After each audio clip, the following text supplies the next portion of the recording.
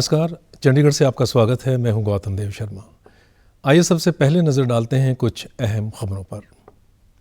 चंडीगढ़ शहर ने 2021 के लिए सफाई मित्र सुरक्षा चैलेंज के तहत सर्वश्रेष्ठ प्रदर्शन करने वाले केंद्र शासित प्रदेश का पुरस्कार किया प्राप्त।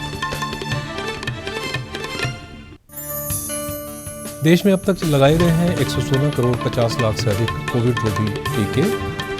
और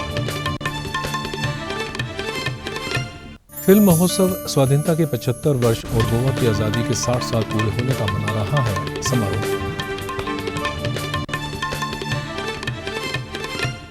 अब समाचार विस्तार से। सिटी ब्यूटीफुल के नाम से जाने जाते चंडीगढ़ शहर ने 2021 के लिए सफाई मित्र सुरक्षा चैलेंज के तहत सर्वश्रेष्ठ प्रदर्शन करने वाले केंद्र शासित प्रदेश का पुरस्कार प्राप्त किया है। केंद्रीय आवास एवं शहरी मामलों के मंत्री श्री हरदीप सिंह पुरी ने श्री रविकांत शर्मा मेयर चंडीगढ़ को कल विज्ञान भवन नई दिल्ली में आवास और शहरी मामलों के मंत्रालय द्वारा स्वच्छ भारत मिशन 2 अर्बन के हिस्से के तौर पर आयोजित किए गए स्वच्छ अमृत महोत्सव में अवार्ड देकर सम्मानित किया। कार्यक्रम संबंधी विस्तार में जानकारी देते हुए मेयर ने कहा कि यह पुरस्कार समारोह स्वच्छ भारत मिशन की स्वच्छ सर्वेक्षण 2021, सफाई मित्र सुरक्षा चैलेंज और शहरों के लिए गार्बेज फ्री स्टार रेटिंग जैसी विभिन्न पहलों के तहत कस्बों, शहरों, राज्यों और केंद्र शासित प्रदेशों द्वारा स्वच्छता के लिए किए गए अच्छे कार्यों को पहचान प्रदान करने के लिए आयोजित किया गया है।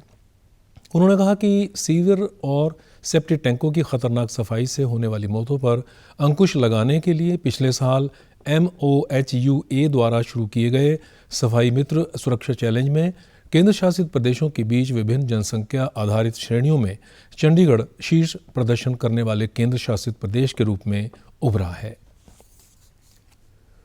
देश में चल रहे कोविड रोधी टीकाकरण अभियान के तहत अब तक 116 करोड़ 50 लाख से अधिक लोगों को कोविड की वैक्सीन दी गई है। गत 24 घंटों के दौरान 67 लाख 25 हज़ार से अधिक लोगों को टीके लगाए गए। इसी दौरान कोरोना की बीमारी से पीड़ित कल 10,000 से ज़्यादा नए मामले सामने आए, जबकि 12,000 से ज़्यादा मरीज बीमारी से ठीक हुए। कल 313 लोगों की इस बीमारी से मृत्यु हो गई। अब तक पीड़ित हुए कुल व्यक्तियों में से 3 करोड़ 39 लाख मरीज ठीक हो चुके हैं और बीमारी को मात देकर ठीक होने वालों की दर 98.30 हो गई है। इस समय देश भर में 1,22,000 मरीजों का इलाज चल रहा है। इसी दौरान केंद्रीय स्वास्थ्य मंत्रालय द्वारा लोगों को अपनी कोविड वैक्सीनेशन के संबंध में जानकारी देने के लिए नई सुविधा दी गई है। अब कोई भी व्यक्ति अपना वैक्सीनेशन संबंधी स्टेटस जानने के लिए कोविन पोर्टल से मालूम कर सकता है। जेल का नाम सुनते ही बदरंग सी जिंदगी और हमेशा चार दीवारी में बंद रहना ही दिमाग में आता है, लेकिन क्या आपने ऐसी जेल के बारे में सुना है जो अपने कैदियों को आज़ादी देती है कि वह अपने आसपास रंगों से भरी जिंदगी और उम्मीदों की दुनिया बना सके? हम आपको दिखाएंगे चंडीगढ़ की मॉडल जेल, जहां कैदियों ने न सिर्फ जेल की दीवारों की पुताई की है, बल्कि अपने मन से रंग बिरंगे रंगों से जेल की दीवारों को उकेरा है। चंडीगढ़ स्थित सेक्टर 51 मॉडल जेल, जहां की सभी दीवारें बच्चों के खेलने का कमरा और पॉट इत्यादि यहां पर रह रहे कैदियों ने बनाए हैं। सुंदर बेल, पौधे, घोड़ों पर सवार बच्चे, तितलियां मन भा लेते हैं। यहां सजा काट रही महिलाओं ने बताया कि उन्हें रंगों के साथ यह कलाकृतियां बनाने में बहुत आनंद और सुकून मिलता है। न सिर्फ चित्रकारी, बल्कि यहाँ पर रह रही महिलाएं मसाले पीसकर इनकी पैकिंग भी करती हैं। रंग बिरंगे रंग देख के अच्छी फीलिंग आती है और अच्छा महसूस होता है। यहाँ पे घबराहट नहीं होती फिर, और सुंदर लगता है देखने में। सब कुछ आसपास का एरिया अच्छा लगता है और महसूस होता है कि हाँ, हम कोई अच्छी जगह पे हैं। हमें ऐसा नहीं लगता कि हम जेल के अंदर हैं। हमने यहाँ पे पेंटिंग बनाना सीखा है और जैसे मसाले पीसने वो भी सीखा है। हमने खाना बनाना सीखा है, हम खाना बनाते हैं यहाँ पे।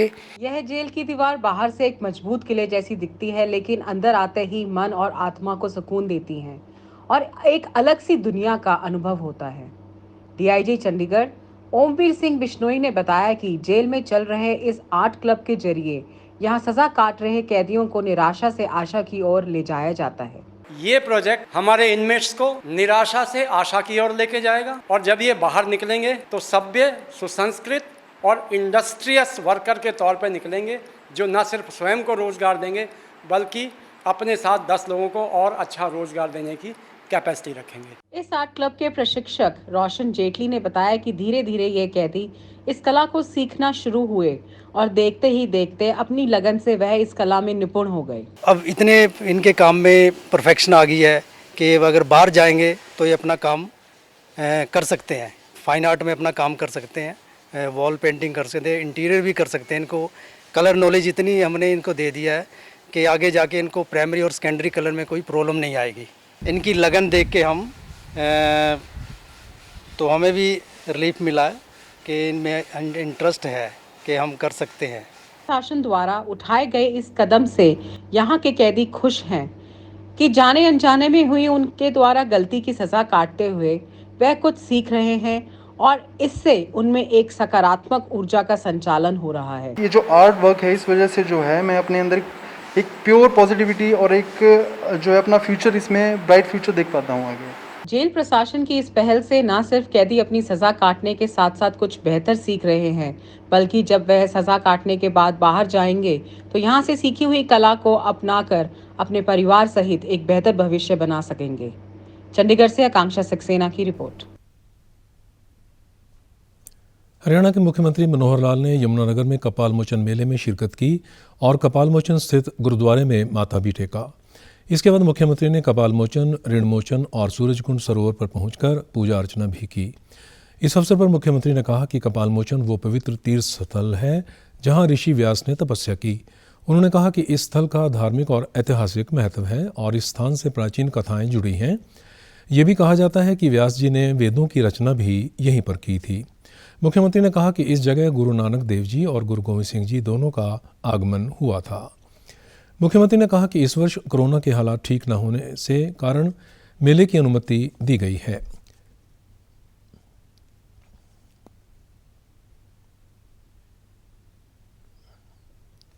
व्यास जी ने इसी क्षेत्र में वेदों की रचना की थी। आदि बद्री का एक क्षेत्र सरस्वती नदी का प्रवाह यहाँ से चलता था और यहीं पर ये कहा जाए कि गुरु नानक देव जी, गुरु गोविंद सिंह जी, उनका दोनों का भी यहाँ आगमन हुआ था। मुख्यमंत्री ने बताया कि प्रदेश सरकार ने इस स्थल का सांस्कृतिक और पर्यटन दृष्टि से विकास किया है। उन्होंने कहा कि इस पवित्र स्थल को लेकर कुछ मिथक रहे होंगे, लेकिन लोग किसी अंधविश्वास या मिथक को नहीं मानते। पंजाब के पशुपालन, मछली पालन और डेयरी विकास मंत्री तृप्त राजेंद्र सिंह बाजवा ने मछली का अधिक से अधिक उत्पादन करके रोजगार के और साधन पैदा करने का आह्वान किया है। आज दुनिया भर में मनाए जाते विश्व मत्स्य पालन दिवस पर मछली पालकों को बधाई देते हुए उन्होंने कहा कि यह दिवस मनाने का मुख्य उद्देश्य प्राकृतिक जल संसाधनों में मछली स्रोत को संभाल कर रखने और सही ढंग से इस्तेमाल करने के लिए लोगों को प्रेरित करना है। उन्होंने बताया कि पंजाब में मछली पालन के लिए बुनियादी ढांचे के विकास और मछली के उत्पादन को बढ़ावा देने पर विशेष जोर दिया जा रहा है।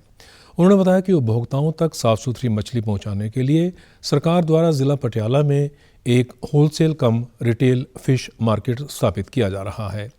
राज्य में मछली और झींगे पालन को उत्साहित करने के लिए नए तालाब तैयार करने और पहले वर्ष की खाद्य खुराक के लिए सरकार द्वारा इच्छुक किसानों को वित्तीय सहायता प्रदान की जा रही है। 52वां भारतीय अंतर्राष्ट्रीय फिल्म महोत्सव गोवा में चल रहा है। केंद्रीय सूचना और प्रसारण मंत्री अनुराग ठाकुर ने एक रंगारंग समारोह में 9 दिन के इस महोत्सव का कल उद्घाटन किया। इस अवसर पर श्री ठाकुर ने कहा कि यह महोत्सव नई तकनीक अपना रहा है और कलाकारों और फिल्म उद्योग को मंच प्रदान कर रहा है। उन्होंने कहा कि इस मंच से पहली बार भविष्य के 75 युवा सृजनात्मक प्रतिभा के माध्यम से नई प्रतिभाओं को पहचान दी जा रही है।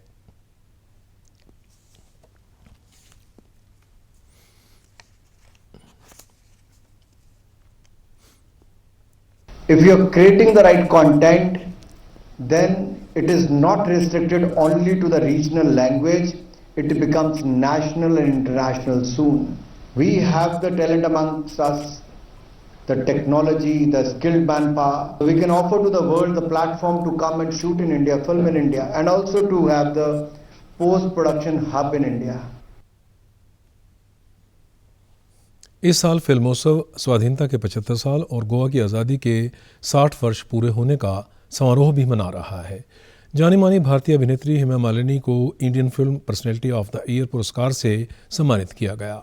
इस वर्ष नवगठित सत्यजीत रे लाइफ टाइम अचीवमेंट अवार्ड इस वर्ष हंगरी के प्रतिष्ठित फिल्मकार इस्तवान साबो को दिया गया। 75वीं सृजनात्मक प्रतिभा प्रतियोगिता आज आधिकारिक रूप से आरंभ हो गई। कोरोना वायरस का खतरा अभी टला नहीं है, इसलिए सभी से निवेदन है कि बाहर जाने के समय मास्क जरूर पहनें, सामाजिक दूरी बनाए रखें, बार बार अपने हाथ साबुन से धोएं और सैनिटाइजर का इस्तेमाल करें। वैश्विक महामारी कोविड-19 जिसका कहर संपूर्ण मानव जाति को अपनी आगोश में ले चुका है। फेस मास्क कोरोना से रोकथाम का सबसे प्रभावी उपाय साबित हुआ है। विश्व स्वास्थ्य संगठन और विशेषज्ञों की शोध का भी यही निष्कर्ष है कि मास्क से मुंह और नाक को अच्छी तरह ढककर कोरोना संक्रमण को कम किया जा सकता है। कोरोना संक्रमण से बचाव के लिए मास्क पहनने के साथ ही जरूरी है मास्क को सही तरीके से पहनना। बहुत से लोग मास्क से नाक और मुंह को सही तरीके से नहीं ढकते हैं, जिससे संक्रमण का खतरा बना रहता है। बिना मास्क या फेस कवर के घर से बाहर निकलने की अभी कल्पना करना भी सही नहीं है। Mask up India.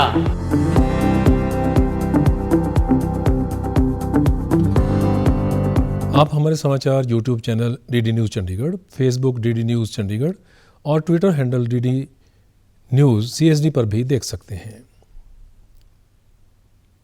इसी के साथ चंडीगढ़ से समाचारों का सिलसिला समाप्त होता है।